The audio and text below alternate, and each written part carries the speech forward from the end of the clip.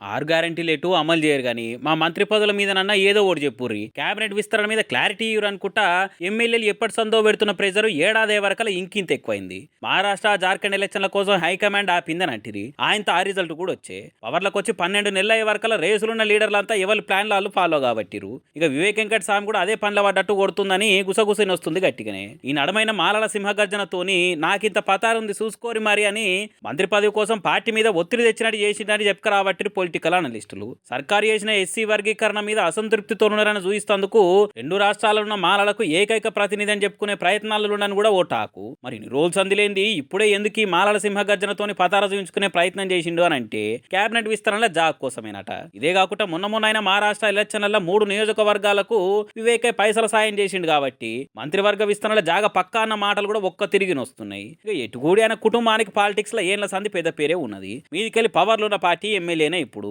అదేగాక సొంత media channel paper support ఉన్నది కాబట్టి అన్ని వాడుకోనైనా సరే మంత్రివర్గంలో ఉండాలని ప్లాన్ అట.